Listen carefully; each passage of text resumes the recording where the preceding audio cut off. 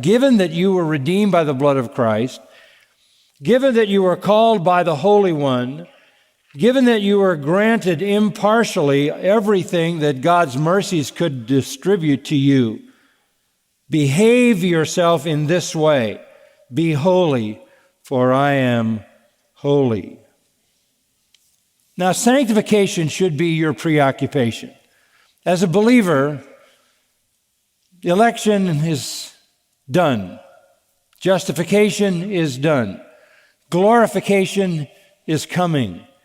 And you're living in the middle between justification and glorification, and the preoccupation of every believer must be sanctification.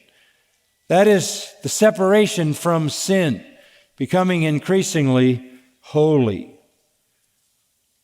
The kind of evangelicalism that we see so popular today has, in my judgment, a very low view of sanctification. It doesn't seem to be particularly preoccupied with sanctification at all.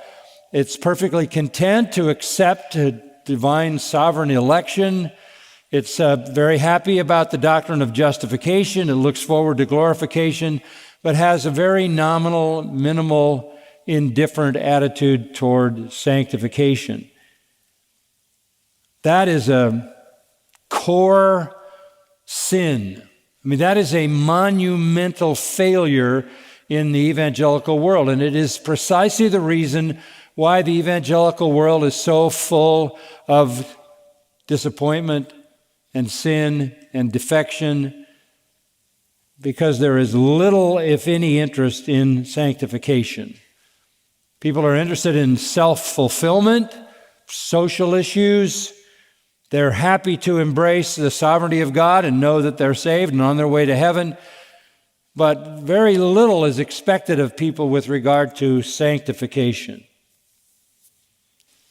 Ephesians 4:1, therefore I, the prisoner of the Lord, implore you to walk in a manner worthy of the calling with which you have been called, with all humility and gentleness, with patience. But for this morning, I want you to look at verse 1 and the statement there that the Apostle Paul, the prisoner of the Lord, implores us to walk in a manner worthy of the calling with which you have been called.